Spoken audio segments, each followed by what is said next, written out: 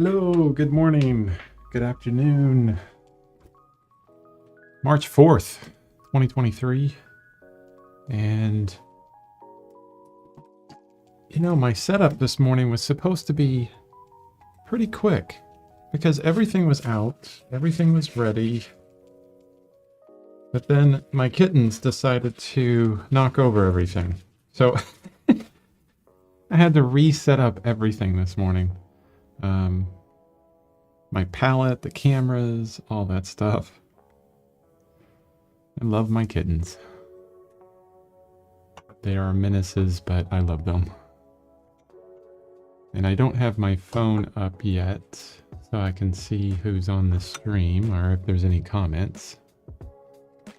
Just give me a second on that.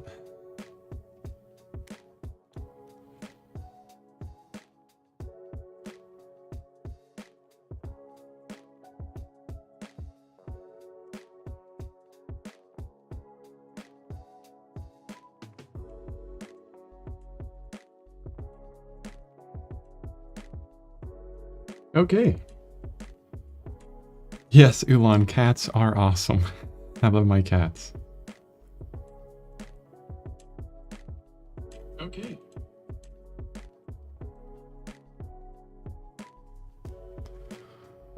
Okay.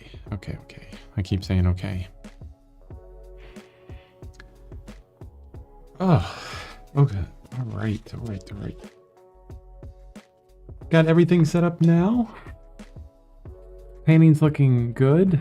Luckily, they didn't knock over the painting and mess up what I've already painted, because that would really stink.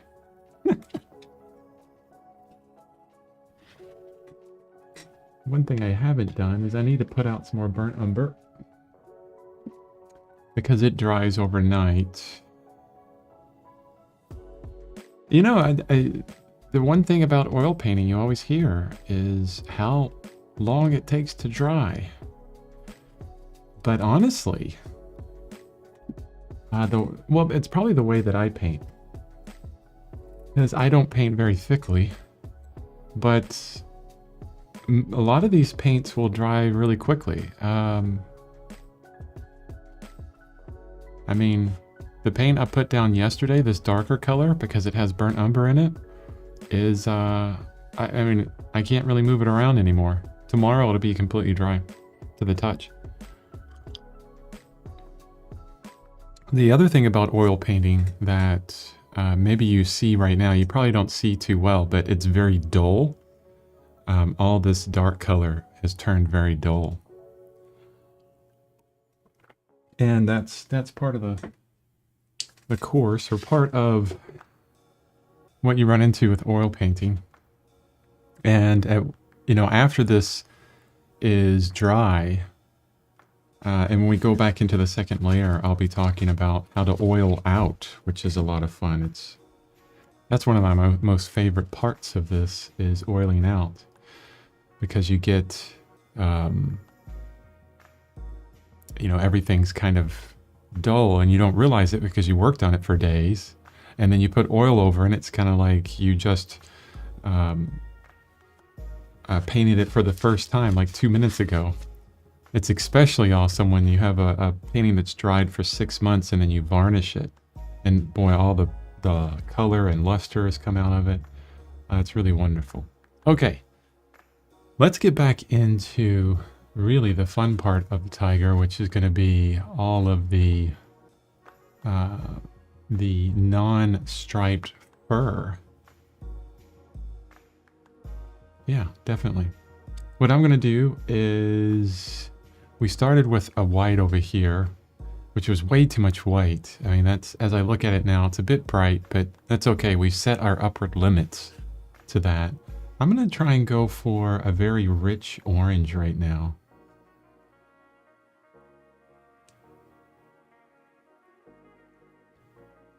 Really awesome, but I have a question. Was the gray background oil or acrylic? The gray background was oil. So I had a painting on this. Ooh, that was way too much alizarin permanent. Have to be careful with that alizarin permanent, boy. It will tint every other paint very quickly. So I had a painting on this before, on this same canvas, that was not working. Didn't like it, so I painted gray over it, and now we're painting on top of that. And I think there might have been a painting underneath that one, so this could be the third painting on this one. I try not to think of these, you know, because there's been canvases that I've done several paintings on. I try not to think of them as kind of jinxed canvases or anything. I think of it more of, you know, an idea like I didn't prepare well for these paintings. And one thing I'm noticing, the coloration on this iPad, if I'm not right in front of it, which I'm kind of looking at it from the side, that the color is really different. I'm gonna have to find a different position for that. Something where I don't have a lot of glare. I don't know if you guys can see the iPad that I have. It's gonna be like 2 tigers when it shows up. Right there. Looks really dark within the camera. It's not really that dark when I'm looking at it. I think it's really important that we notice these things when we're painting. The glare that we see tends to hide. But yeah, the gray is oil ground. Yeah, I think I talked about it yesterday. I used Williamsburg neutral gray N4 for this canvas. Normally, now this is not my normal procedure in that aspect. Everything else is the same.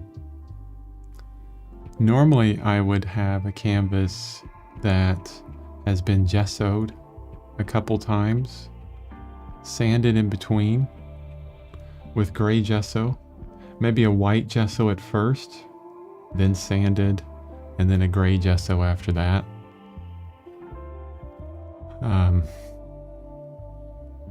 I like my canvases to be as smooth as they can be. I don't like a ton of texture. When you paint thinner with these kind of brushes, you need a smoother canvas. If you have a really rough canvas, you need to use brushes that can hold the paint. Oh, so big news.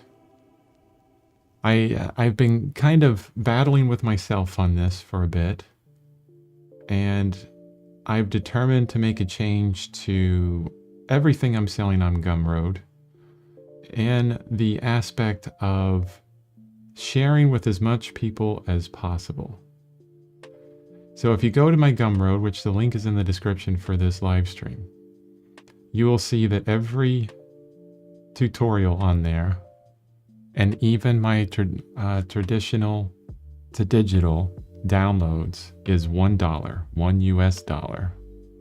And I have an option in there, so if you want to pay more for it, because you think that value is just too crazy, which it is, it's crazy amounts of value, then please do.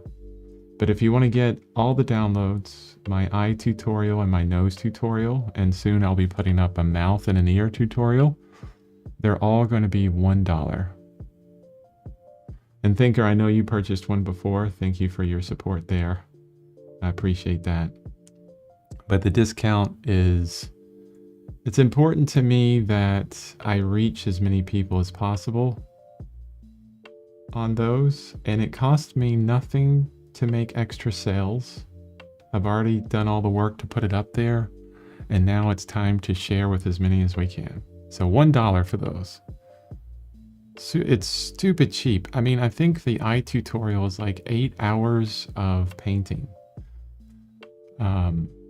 I go through the same process with the eye tutorial, but on a smaller scale, on acrylic canvas. And the nose tutorial, I do an oil-based white canvas. Same process on that. And I go over the reasons why it's so tough to paint on a white canvas as well. So please check those out. And if you know any other artists that might be interested in something like that, then yeah, let them know. Okay, questions. Okay, so how does your painting now adhere to the fat over lean rule? Once the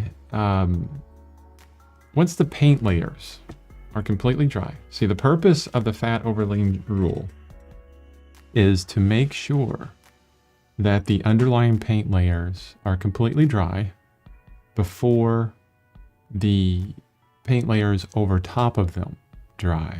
So they just want things to dry in order. That's what gives you the a good adhesion, a good, not really a adhesion, but just good, what do you call it? I'm searching for words here. That gives you strong paint layers, basically. Yeah. So it's all about that, making sure that the bottom layers dry before the layers over top. And this had been drying for, oh man, a month. And it was put on with a paint that doesn't have a lot of oil binder to it, that also has a bit of burnt umber mixed into it.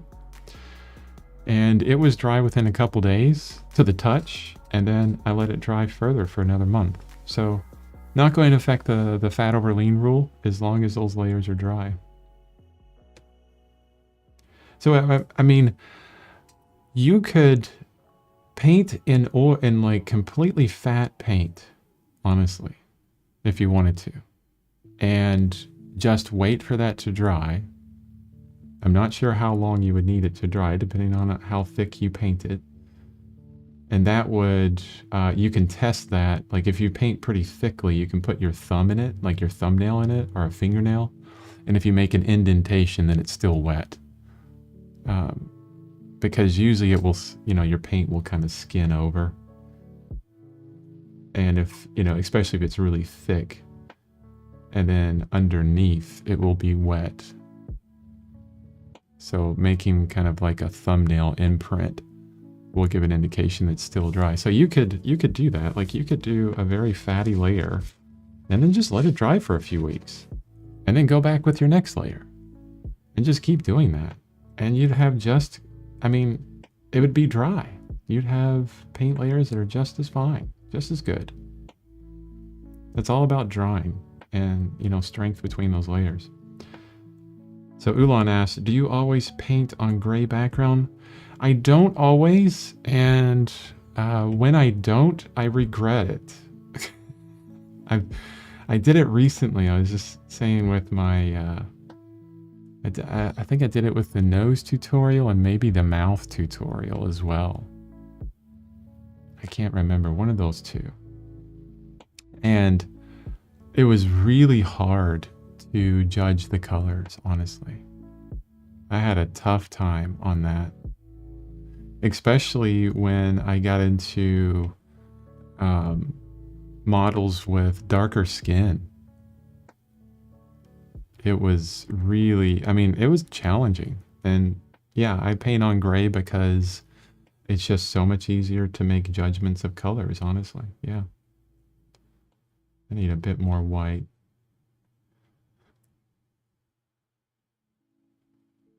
Especially right there. Yeah, I need to mix up kind of a white area for the tiger. So I'm using just one brush right now. This is going to be my light brush, okay? So I'll use this for all of my lighter colors. I'm going to bring a little bit more orange into this. Thanks, I didn't know that about drying between layers. Yeah, if you do a search on YouTube, one of the first things that comes up is a gambling post on fat over lean. It's a very short post on the purpose for fat over lean. And its complete purpose is just to make sure that the strength of the bottom layers are there through drying time. That's why, you know, as soon as I read that post and then I did more research, and then you think about, you know, alla prima painting. This is when you do an entire painting all in one sitting. I'm thinking, you know, fat over lean rule is something that is kind of all over the place. It's not a hard and fast rule in some instances. So if I sit here and I painted this whole entire tiger, beginning to end, all in one layer, all in one sitting, all the paint's wet, I don't have layers. So why would fat over lean even matter? Because I'm done with the painting at that point, you know? Even if I used medium throughout and I didn't touch it again, it would be fine. So you have to kind of see how you work, you know, and then figure out if you need that rule or not. I mean, I've done several in my life, like painting groups where they do go out and do landscape painting, which is a lot of fun, a lot harder than this, a lot harder than a controlled environment, let me tell you. And you know, they do those paintings in one sitting. They're out there on an 8x10 or maybe a 16x20 canvas if they're, you know, a lot faster with it. They'll finish a whole painting in, you know, in probably an hour and a half, 2 hour sitting. At no point are they talking about fat over lean rule.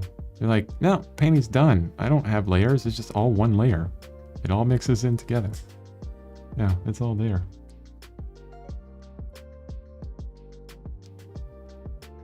So speaking of that, well, I guess, you know, one way I would take this a little bit further. And it was, I recently made a video about it too, because fat over lean's on a spectrum, and depending on, you know, how you start and how you finish, you can still hit the fat over lean, which we talked about. But also one thing that makes this even more complex that people don't think about is each pigment has a different absorption quality to oil. The lighter pigments need more oil because those pigments don't absorb the oil as well. So, I'm sorry, it's the other way around. The lighter pigments absorb a lot of oil. So for example, like a titanium white, all of these lighter colors that I'm mixing up here, they need to put a lot more oil in the tubes in order for it to actually, you know, make the oil paint smooth. But for paints like burnt umber, which we see has dried really quickly, they don't need to put as much oil in there. So right out of the tube, we already have paints that have, you know, a fat over lean difference in them, just inherently, because some of them need more oil than others. And this is part of the reason why a lot of ateliers, they have you work from dark to light, because a lot of your darker paints will have less oil in them and they'll dry a lot faster.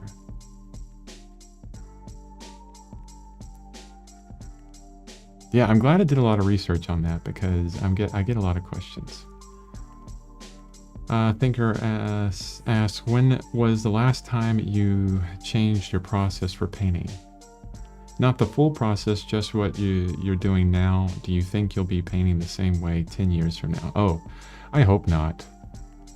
I really don't. You know, one thing that I say, when I think back at myself, like even 5 years ago, when I think about myself 5 years ago, I think, wow, I was such an idiot.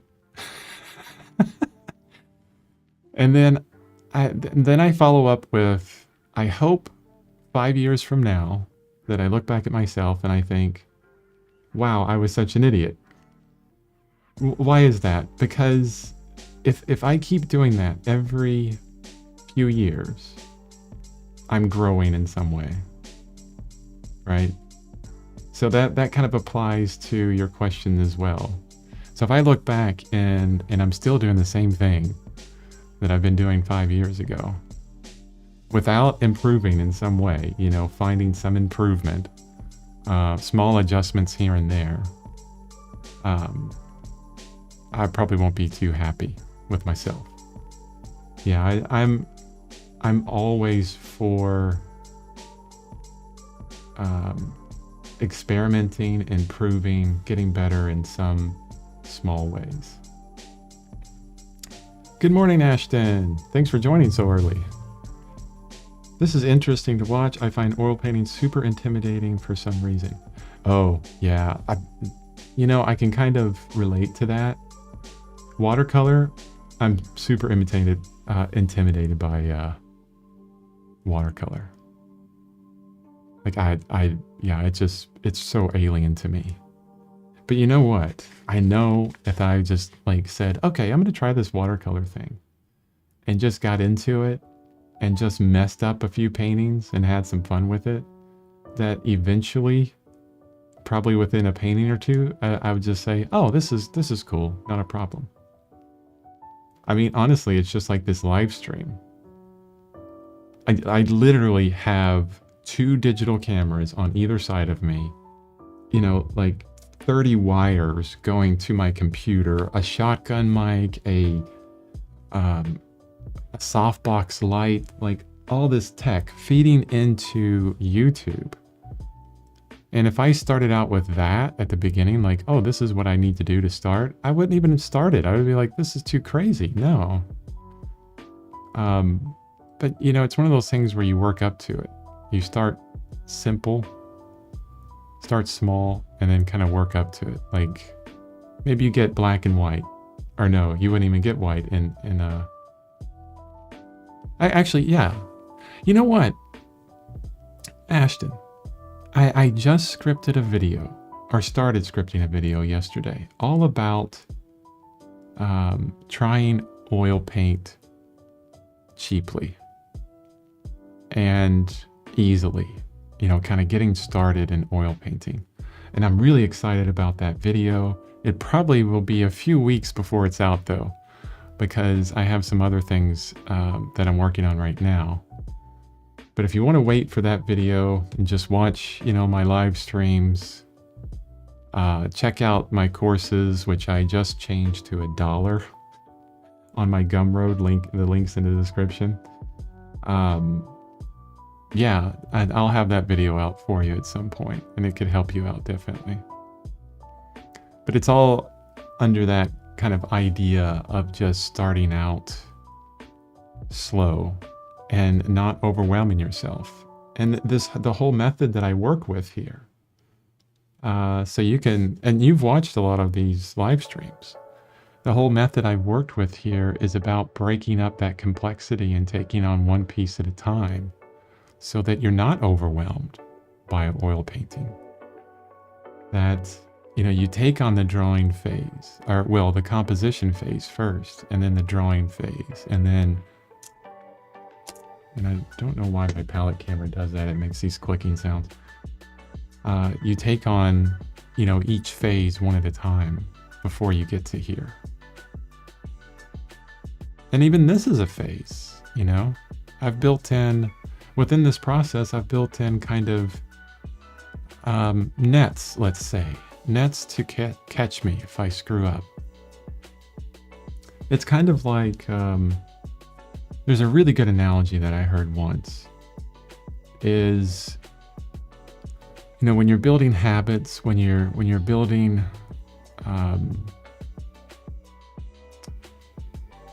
when you're building up like a business, when you're building up a lot of things, as you're building, you also build in some nets, so that you think about, you know, you're building a skyscraper, right? You're going to build the bottom floors before you build the top floors. So you got all this scaffolding that you set up. So if the latest thing you try fails, or it's too hard for you, you know, you got all these underlayers to catch you, you know. So that's what I'm kind of doing. I guess that's a good analogy. You say, I eventually have to take it in college soon. Oh, good. That'll be fun. I'll definitely watch it when it comes out. Okay, great. Good. I'm more of a control freak when painting. Watercolor is too uncontrollable for me. Gouache is a good compromise. Yeah, I would agree. And I think you're right. I think I'm the same way. I like being in control. I do.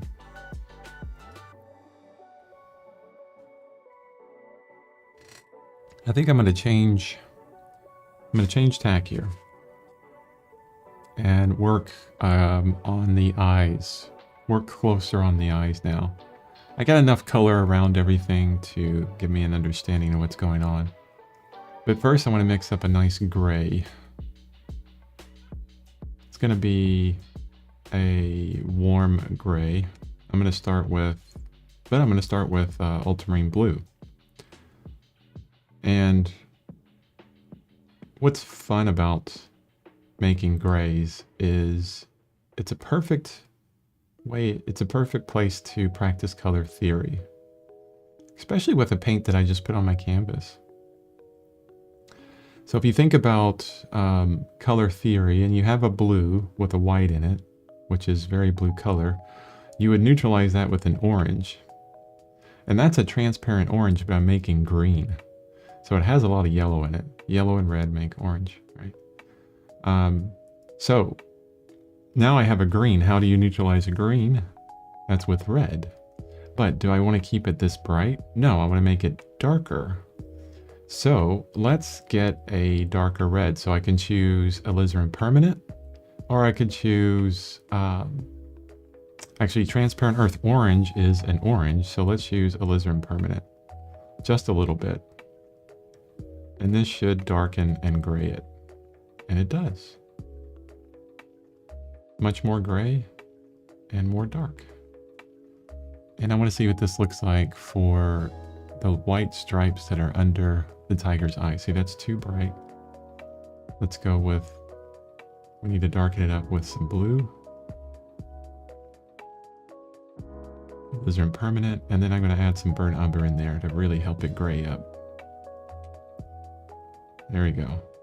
It's a very warm gray.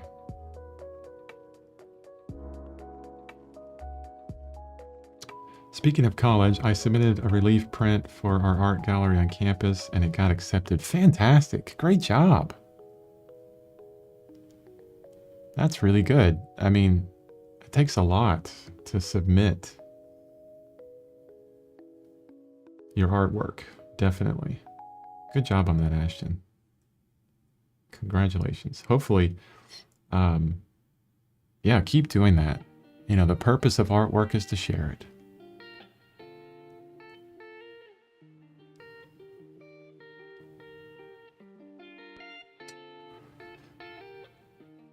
It's a student exhibition and I'm nervous but excited. Yes, I know how you feel. It's like, you know, it's like all these hopes and it's a lot of nerves. You're like, you don't know what's going to happen. Yeah. You'll have a bunch of those in your future, I'm sure. And it's good that you've submitted now when you're in college. I had a big trouble doing that in the past, you know, actually submitting things. And just, you know, later on in life, have I realized how important it is to share my work.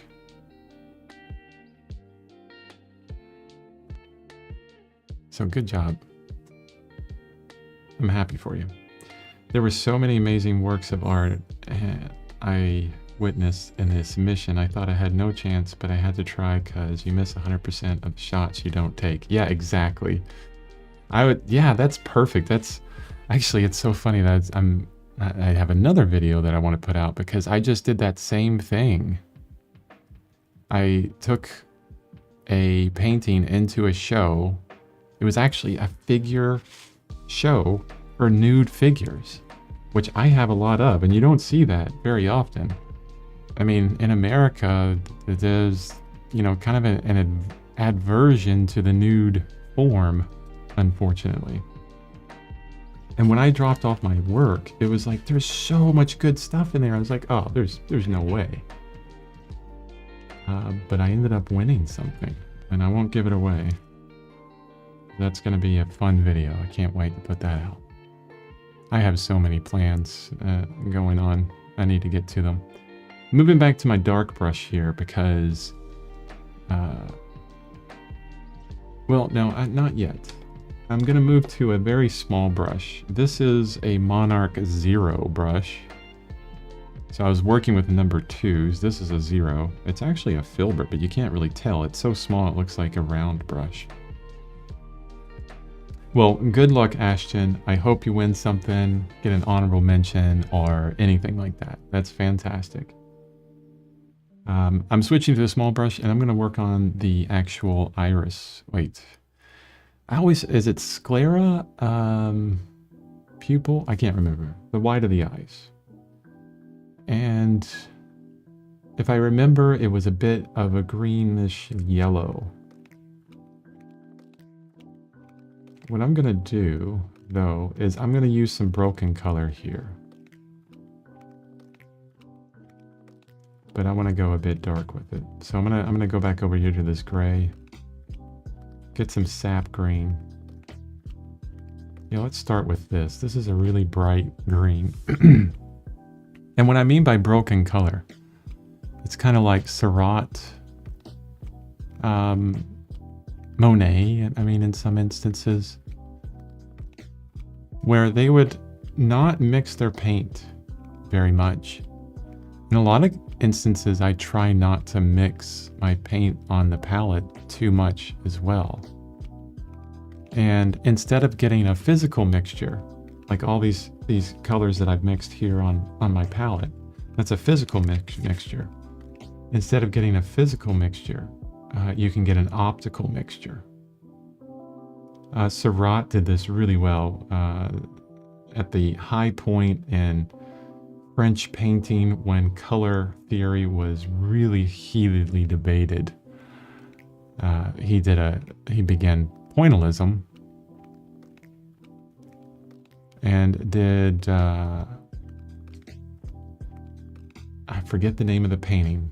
It was like Sunday on Le Grand Dame Chat or something like that. It's in French, but it's just a pointillistic painting with all of these colors everywhere. And none of them are mixed. They're just points of color. And then as you look at it, you know, a yellow next to a blue made a green. A red next to a yellow made an orange.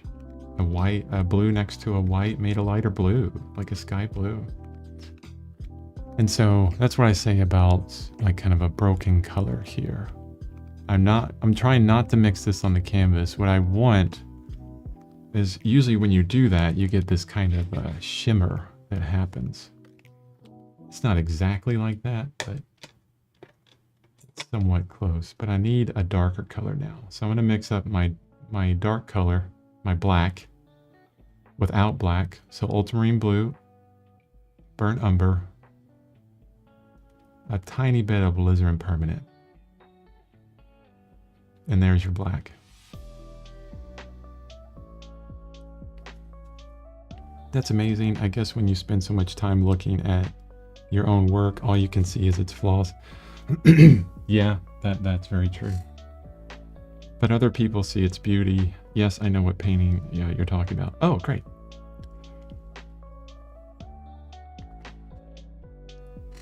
Yeah, there's paintings literally that I've sold and I've put in a gallery and sold that I'm like, I don't know why I'm putting this in there. I just want to fill some space. And it would sell. And then I talked to the people that bought it and they're like, I just love this painting. And, you know, and I don't say, oh, well, that's just a terrible painting. No, I'm not, not going to be doing that. They just spent money on a painting. I mean, because really that's meaningless. What I think about it is completely meaningless because what you think about it is completely meaningless too. It's all subjective. One person's masterpiece is another person's like piece of garbage, right?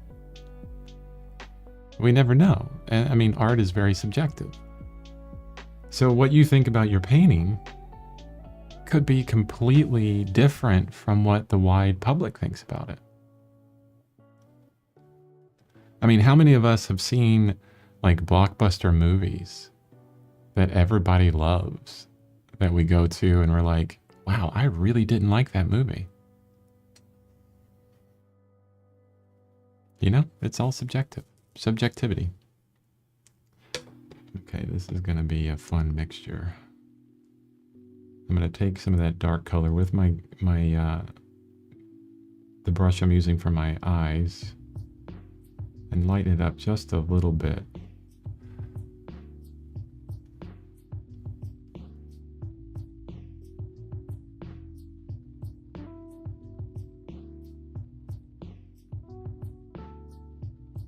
So if you're painting eyes at all, the whites of the eyes are nowhere near white. For humans, for Caucasians, the white of the eyes is pretty close to the skin color. And the other thing to remember is there's always going to be a shadow at the top. There's this cast shadow on the top of the eye that comes in. And that's cast from the brow, and then the shadow plays across the eyeball in a, half ellipse. Because the eyeball is a circle, sphere. So you light it just like you would a sphere. No different. Hello, Noko. Ashton says, LOL, art history classes helped me out with remembering these famous paintings. I loved my art history classes in college. We had a teacher there. And I ended up liking this guy so much that I went and I helped him out at his house. He was an older guy. I'm not even sure if he's still alive now. We called him Doc Martin. His last name was Martin. And I went to the University of Central Florida to finish up. I actually went to the Art Institute of Chicago for a couple years before it got too expensive. And that was my most favorite class because he loved art history. And when he talked about it, you couldn't help but get excited about it either, as well. And it also helped that, I was 10 years out of college, had my own business at one point, and was, a little bit familiar with life outside of college, after college. And so I understood how amazing it was at that point to actually sit in front of a lecture and then, from someone. Before that, when I was in college, it was, I was failing classes and things like this because I was bored. But yeah, I love art history. It's been a while since I've looked at a lot of art history, though. I need to get caught up with some things. Hello, Noko. I think I already said that. Welcome to the stream.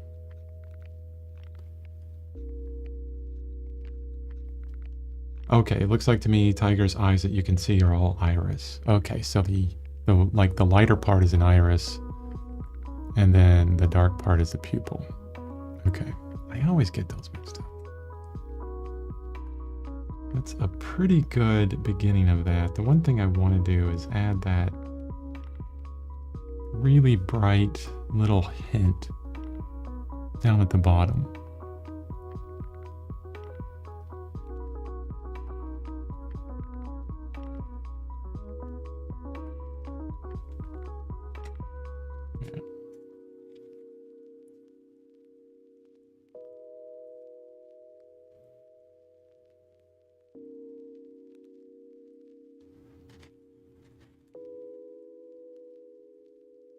Yeah, when you have professors who are super passionate about what they're doing, it makes it easier to learn. Yes, it does.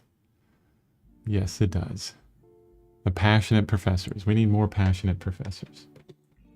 Or, and here's what I'll say, is people passionate all over the world that know their craft well and that can teach it. There's a difference there, honestly. It's, you can be really, really good at what you do. Like John Singer Sargent, he was really great portrait painter, but a terrible teacher.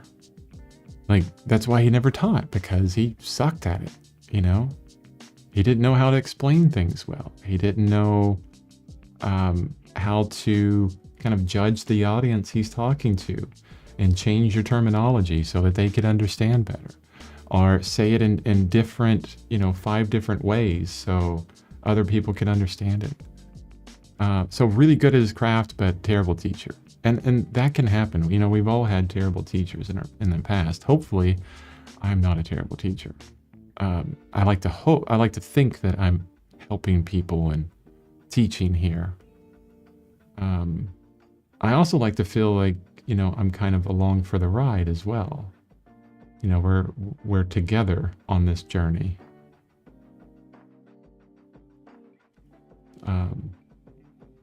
I don't like to be too,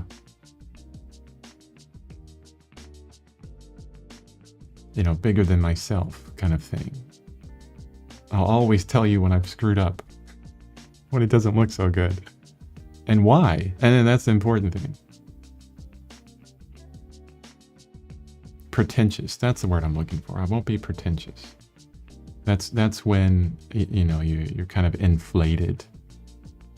You're always thinking that you're larger than you really are, more important than you really are. So yeah, I try to not be pretentious at all. Okay. So everything is a bit lighter than we have in the original digital painting that we've created. Oops. And that's too light, what I just put down. Everything's a bit lighter because as I look at the digital painting, I'm thinking, wow, that's too dark. But also, everything I put down, I'm always looking back at this white up here, okay? Because this is going to be our super bright shock of sunlight that hits the tiger, and this will be the brightest thing on the entire canvas. It is my ruler of measurement for value, for the extremes of my value. And the great thing about it is it's not white. It's a little bit further away from white. Why is that so great? It's great because I have room to play. If I ever reach that color someplace else, or I need to lighten up everything else and get the relative value going, I can still lighten that up just a little bit and get a good relative value happening. Now, what do I mean by relative value? So relativity is not just for Einstein, right? It's for everything we do. It's all relative, as they say. The lightness of a color or the darkness of a color depends on what is next to it. We can't have white without black. We can't have red without blue. We can't have, yellow without green. I like the Alan Watts, a philosopher. He talked about this once before. He said, when God said, let there be light, what he was really saying is, let's separate these two, let's make it all relative. With every one thing, there's an opposite, So without light, we wouldn't know darkness. Without darkness, we wouldn't know light. So relative in paint is, just that may seem super bright, this color up here, but that's because it's on a dark gray canvas. It doesn't have a lot of bright surrounding it. It's got all this dark around it, it's all relative. But if I put that on like a high key painting, it might just be, normal, just par for the course. So we haven't really seen the entire relative idea of this painting. The full relativity of a painting comes when you have kind of everything blocked in. But you don't need to go that far, honestly. You can get an idea of the relativity of a painting, or at least an area that's enclosed, like the tiger's forehead. I can get a relative idea of, you know, all those colors are correct at all. Is it true that a lot of painters don't use solid black on the canvas? For instance, they say no shadow is solid black. Yes, lots and lots of artists do this. Richard Schmid really kind of coined that in a lot of ways. Well, it really started with Monet, honestly. That's one thing I do remember about art history is Sargent would paint with Monet, and he didn't understand how Monet could paint without black on his canvas or on his palette. Okay, we need some intensity here. I want to find relative intensity now. Give me a second. So all Naphthol scarlet, and then some yellow. Some of my Hansa yellow medium. This should be really intense color. It doesn't look so intense. So that's kind of a little bit of an alarm for me. I'll continue on with what I was saying there while I'm figuring this out, and then I'll explain what I'm talking about. So, I mean, you have to think about this in the sense of, you know, what you want to accomplish in your paintings, honestly. So you could say that the rule is that no shadows are really full black. And then you've kind of pigeonholed yourself into one thing. So now you can never paint with black. I say yes and to all this. You know, okay, that's a good rule. I think that's good for when I want to express this kind of emotion in my painting, in my work. So if color and texture and, you know, saturation and everything is your thing, well, is what you want to be part of this painting, like you want it to be bright and vibrant, yeah, don't put black on your palette. That will kill that.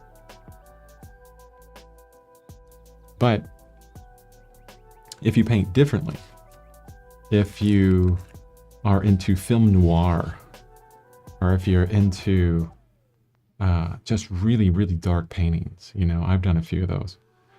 Black is perfect for that. You can cover a huge area with just throw a bunch of black down. And then, not only that, if you want high contrast between super saturation and no saturation, like super high contrast, you could do a black next to a bright orange. And you got crazy contrast there, because not only is it high contrast in value, but it's also high contrast in chroma as well. Yeah. So don't take them as hard as fast rules. Take it as opportunities to use in a different way, if that makes sense. So the problem I'm running into now, as I'm rambling on here, one of the things that I haven't done, you know, when I'm talking about relativity, is establish a relative saturation. So color has three parts to it. It has hue, which is the name. Red, yellow, blue, green, orange, those are your hues. It has saturation, which is right out of the tube or mixed with a bunch of other stuff. So most saturated paint is usually right out of the tube.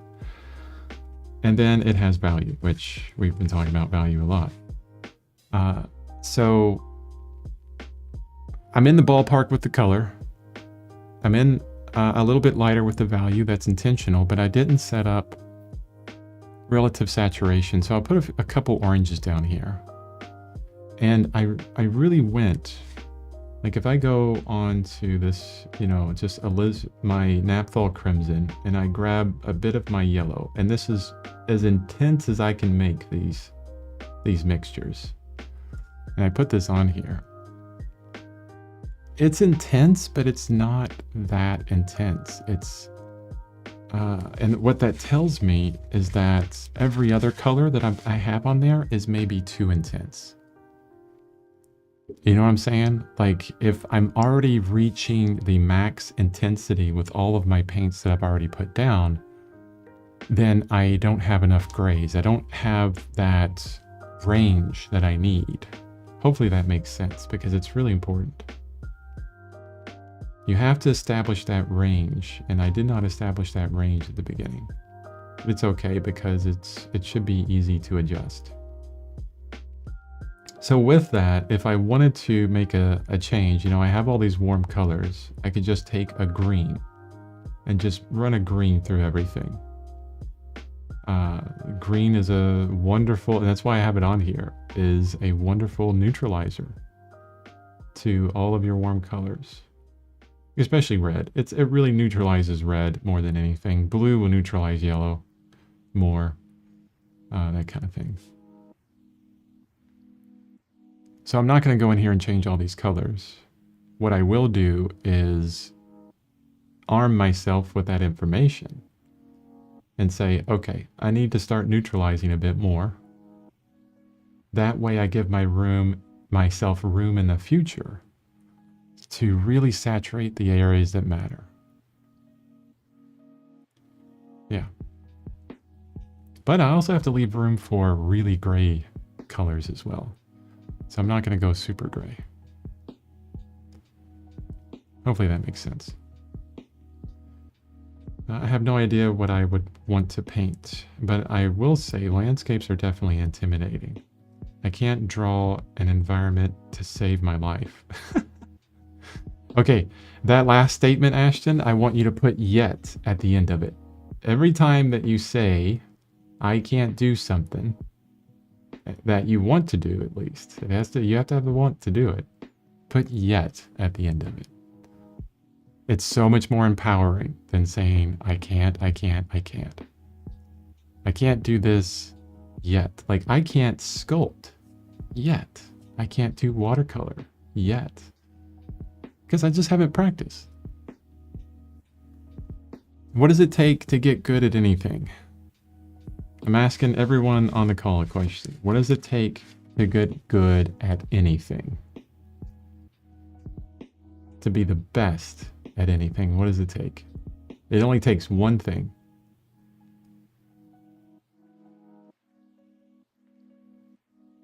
Do do do do do do do. Do do do do do do do do do do. What does it take to get good at stuff? Come on, guys. This is an active live stream. Anything you do, what does it take? You're like, oh, he's being a terrible teacher. He's like asking us questions. This is so uncomfortable. Oh no. Like you thought you could just sit back and not doing anything. I'm going to start calling people out. Thinker, Ashton, Ulan. What does it take to get good at anything in your life? Not just art.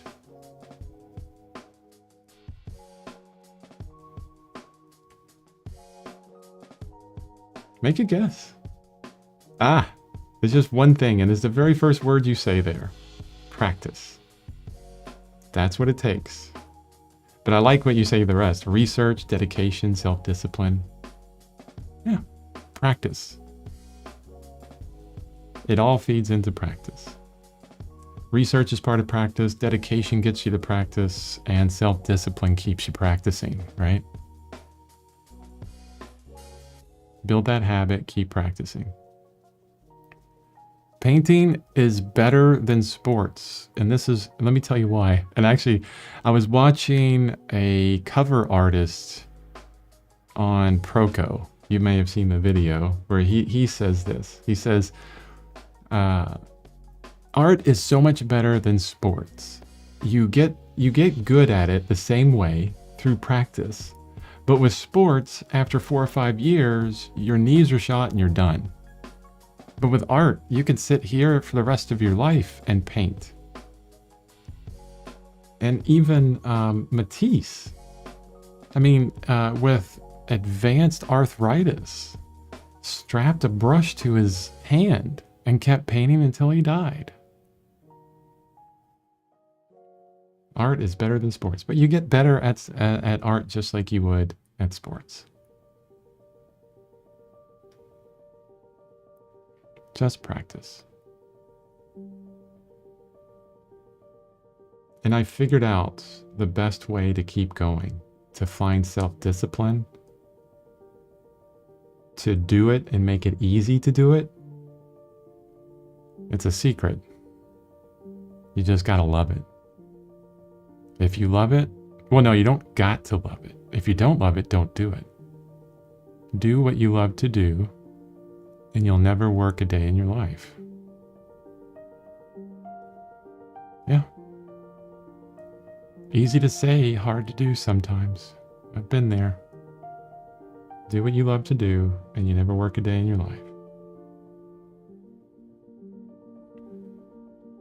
Thinker says, also known as perseverance. Yes, thank you. Ah, such good. Yeah, thanks for bringing it back to the title of the painting.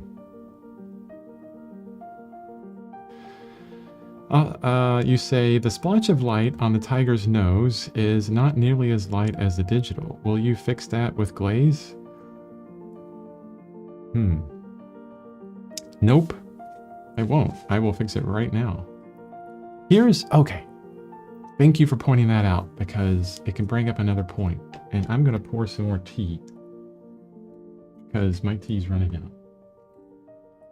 You guys can see my teacup. Well, maybe you can't. I'm going to put it in front of the palette. It's a cat mug. And then I have a thermos that I make up of hot tea. Hot tea.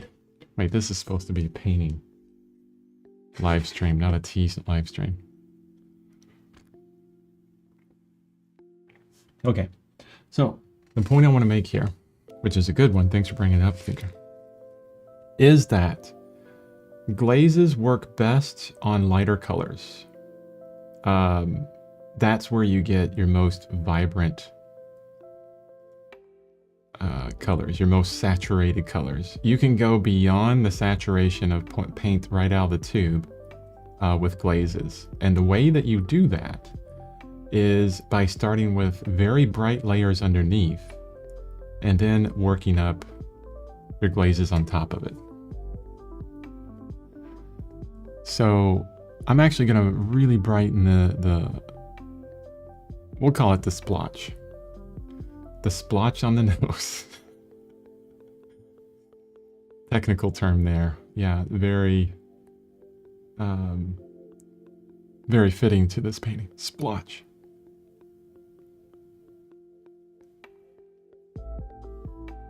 I think I'll go even lighter with it. Maybe almost like a pure yellow white.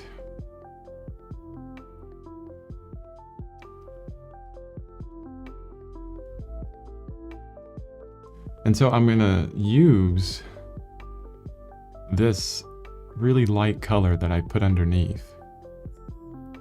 And I'm thinking about texture here as well, because on the nose, after painting this tiger for 30 days, we know that the hair here is a lot shorter.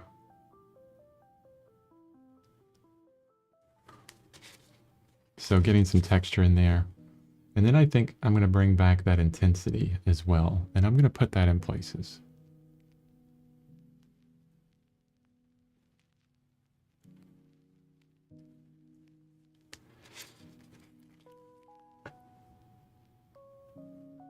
Yeah, you know what? I'm going to bring that intensity into some other places as well. Let's see what a almost pure red looks like.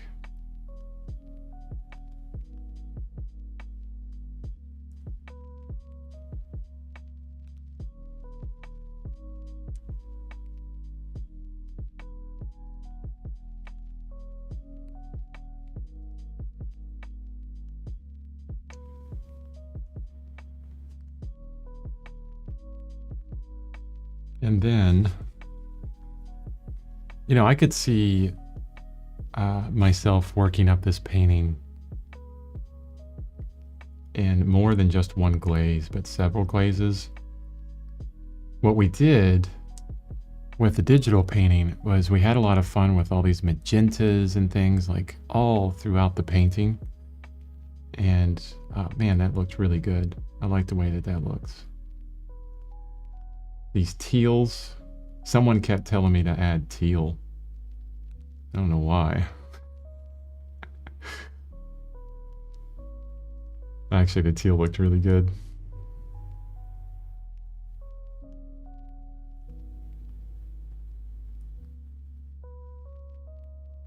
But through those glazes, we'll add in all of these kind of textural colors, these colors of, you know, just crazy saturation everywhere that you normally wouldn't see. As long as we get the value right on, it'll look good.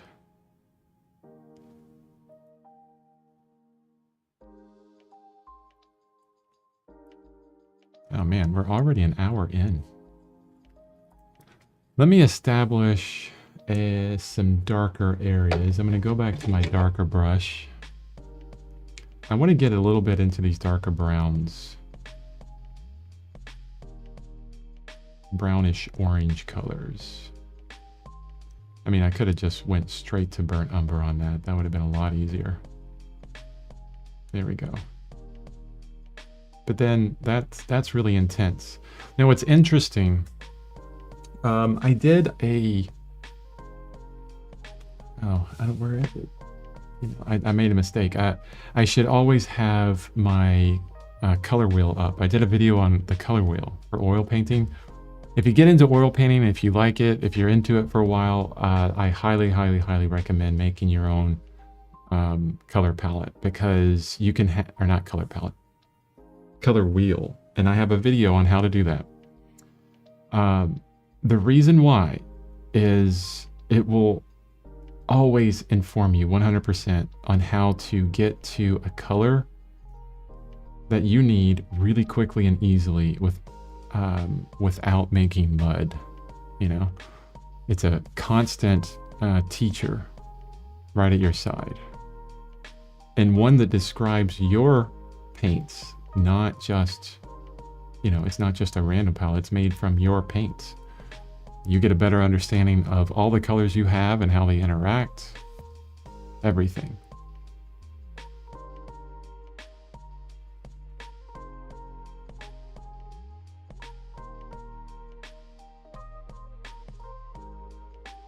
Because one thing I learned with that palette is burnt umber is an orange. It's like, really? It's an orange? Like, I've been painting all these years and I had no idea that burnt umber was an orange. Just a really dark, very unsaturated orange.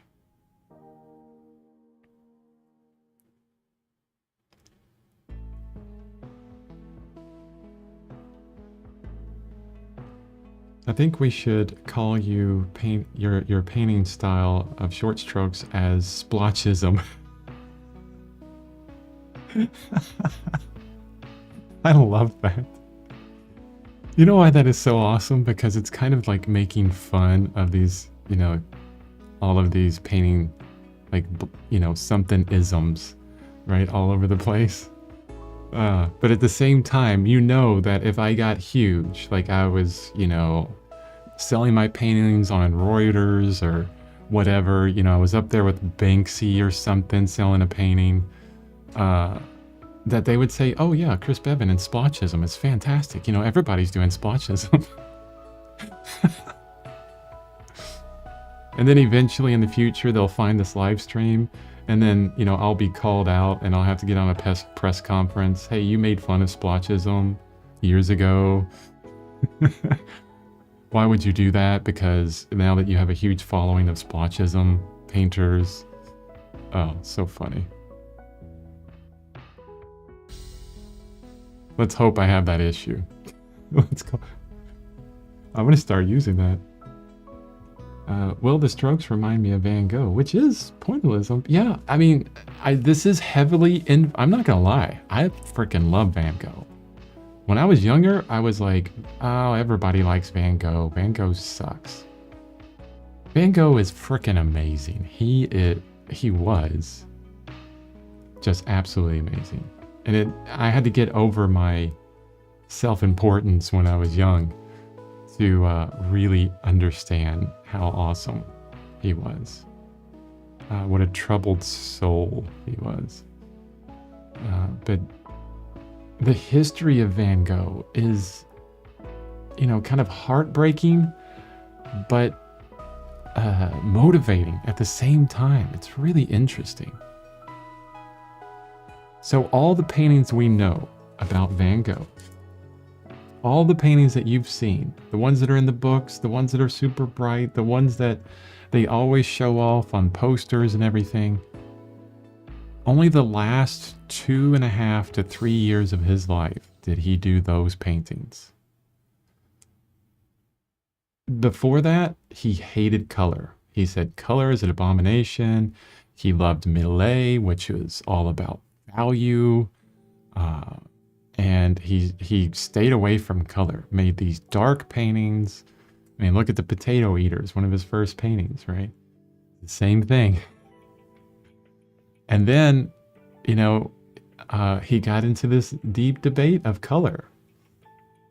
And because he was in Paris at the time when color was debated like crazy by everyone. And he's like, well, let me tell you about color, because he was a little bit off his rocker too. And he got into how fantastic color was and started loving it after that. And then started making paintings that were so colorful that they scared people at the time. I think that is just so funny. Like, it actually scared people. People were like, oh my God, what is that? And they would run from it. So funny. I read the book. I would suggest the audiobook because it's very long and can be very dry. Van Gogh, The Life by Stephen Neffine. Pulitzer Prize winning author. Did a biography on Pollock and won for that. Jackson Pollock. But that book is the real deal. That is, if you want to know, the real research of Van Gogh's history through all of his letters, not just to his brother, but to his entire family. That's the book. It's fantastic. If you want to know everything about Van Gogh.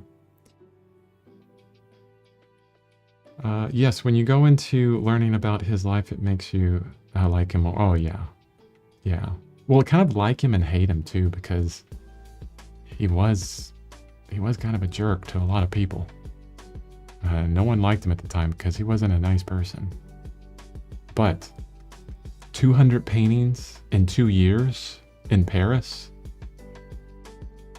Talk about perseverance, work ethic,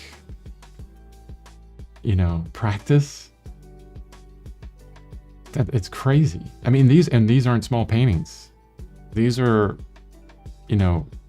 big paintings. He attacked canvases. That's how he painted. He attacked them. Finishing like 2 and 3 paintings a day sometimes.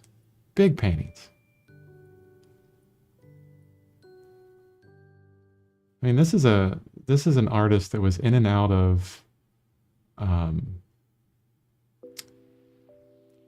well, I don't want to say insane asylums because that's not really the PR way of saying it, but mental health institutions. At the time, I mean, mental health was not so helpful. Chris, thanks for taking my comment in the spirit of fun. Oh, yeah. Of course. That's what I take it. You know me, I'm not pretentious at all. I'd be like, yeah, splotchism. That's fantastic. I love it.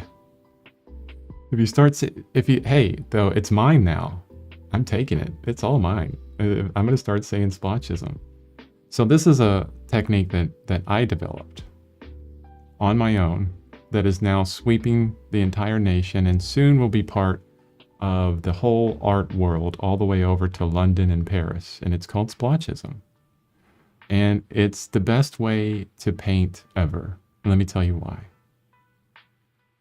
My next YouTube video, splotchism. So much better than anything else. You say, I'm currently not taking an art history, so I try to keep my mind fresh on it. It's so much to remember, so I watch videos sometimes to refresh. Yeah, videos and audiobooks, definitely. You don't have to read anymore. I used to be one of those people that were like, no, you're not really comprehending, and you gotta just read the book. No. When I have someone reading not just reading the book to me, but performing the book, my mind is just tremendously engaged, and I remember everything about it. Yeah. Audiobooks, movies. What's great about that is like you can do remedial tasks, and it would have to be remedial tasks. Like, don't sit there and play a video game and say you're listening to an audiobook, right? No, you're not. Your mind is way too split to actually understand what's happening in the audiobook. But if you're like doing the dishes, sweeping the floor, mowing the yard, these kind of remedial tasks, driving, where it doesn't take any of your brain. Yeah, you're understanding everything that's being said. Be careful though when you drive. If the book is really good, I remember me and my wife when we got the audiobook where Jim Dale is performing the entire Harry Potter series. And I would zombie drive and it was bad. I was like, oh, this is so good. And me and my wife were like, this is so good. Stop, red light. So be careful if it's a really good book. Yeah. Fun stuff.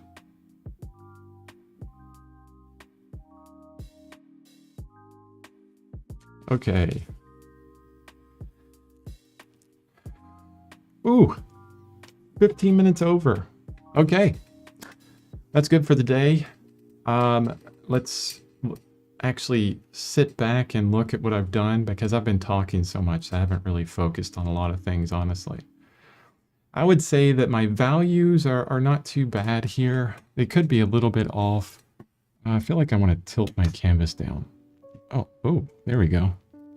I turned it so it's a little bit away from the light. Now I can tell the values a little bit better. Hopefully you can as well. A lot of times when your canvas is kind of facing the light a bit too much, you'll get too much glare. So you have to be careful of glare. Always try and figure out where glare is. That will keep you from seeing what the true value, color, saturation is. Yeah. But no, it's not looking too bad. And remember, this is really kind of a block-in, okay? We're establishing a foundation for real finish, okay? So it's not something that I focus, like I'm not too crazy on it, although I'm gonna bump up this value here for that light, bright light. I'll probably darken up the eye socket a bit more with the gray that's underneath there. Maybe, at least out here with, yeah, maybe in some ways, because I'm bringing up the key of the painting a bit, definitely. But yeah, this is a really great underlayer. I'm not just saying that. A great underlayer for further prep on the painting. Honestly, the further layers down. But the one thing I would say is don't. And sometimes I was going to stop, right? And here I am back painting.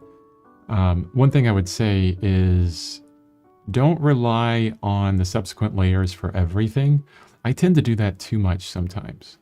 Where I'm like, oh, I'll just fix it in the next layer. It's kind of like when you're doing, when you're filming. Oh, I'll just fix it in post. Or when you're taking photos, just fix it in post. The more you can help out your future self here, the better, really.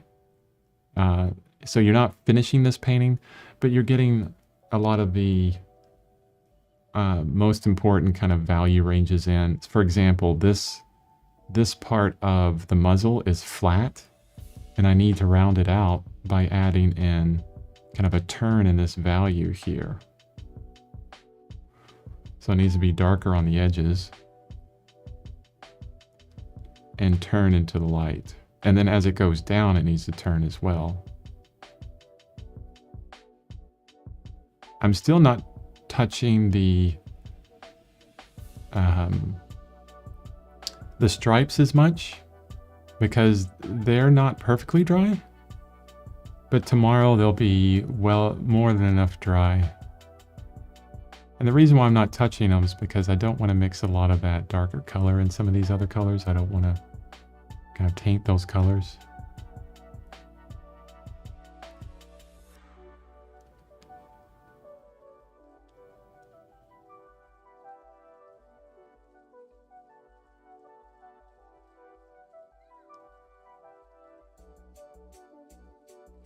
Here's how you know you love something. When it's hard for you to stop. When you do it, and then all of a sudden you look up, and hours have gone by. Or you get that time dilation. That's how you know when you really love something. But don't be discouraged if you don't feel that way. Because there have been weeks and months when I know I love painting, but I don't feel like painting.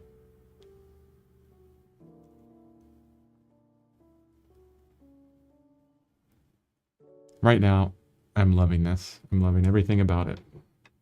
I'm so glad that we started this together, and I can't wait to continue with it. Okay, to end the live stream, I'm going to repeat this. I just changed the prices for all of my tutorials on my Gumroad. Links in the description. Everything is $1. So the entirety of like 53 days of downloads for this digital to traditional, all the resources for $1. I would make it 0, but I can't on Gumroad. I would have to start paying for stuff.